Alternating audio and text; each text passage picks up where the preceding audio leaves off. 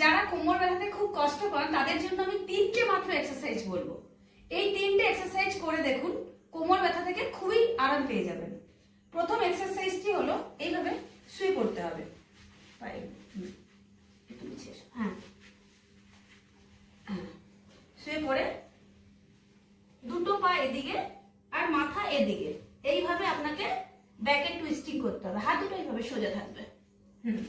Again কিছুক্ষণ আপনারা এভাবে হোল্ড করবেন, আবার পজিশন চেঞ্জ করবেন। পা এই দিকে চলে আসবে, মাথা ওদিকে চলে যাবে। দুটো পা এইভাবে একসাথে, এভাবে যতক্ষণ পারবেন হোল্ড করবেন। এইভাবে এটি করতে হবে, এদিকে একবার ওদিকে একবার, এইভাবে মোটামুটি 10 বার করবেন। দেন সেকেন্ড এক্সারসাইজটি আপনাদেরকে দেখাচ্ছি। পা গিলে দাও, এবার পা হাঁটু উঠাও, হ্যাঁ পা ধরে ওঠো, কোমর তোলো। 1 2 1 2 1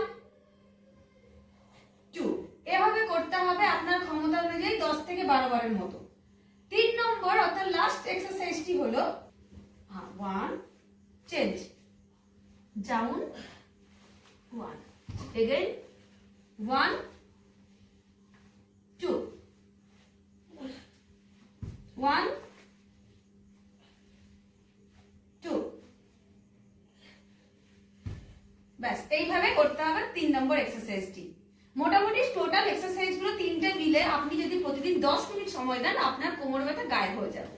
আজকে আমি পা ব্যথার জন্য মাত্র 4টে এক্সারসাইজ দেখাবো।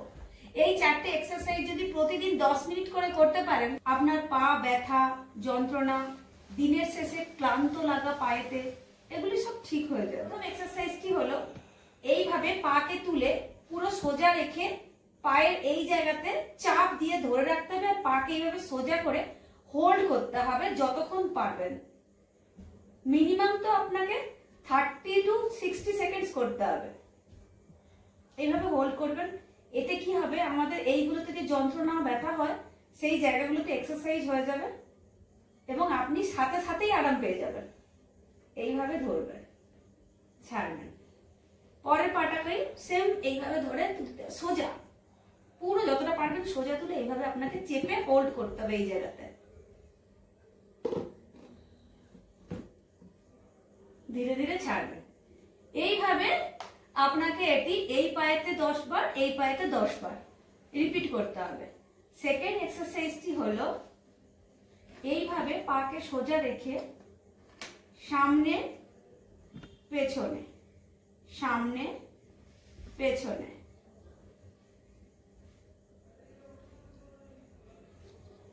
এইভাবে করতে হবে। এটি কিছুক্ষণ করার পরে তারপরের এক্সারসাইজটি হলো দুটোকে এইভাবে রোটেট করতে হবে। একবার ক্লকওয়াইজ করে পরে আবার অ্যান্টি ক্লকওয়াইজ করতে হবে, এইভাবে। ওকে, দেন পায়ের টো গুলোকে এইভাবে, আঙুলগুলোকে এইভাবে এরকম করতে হবে।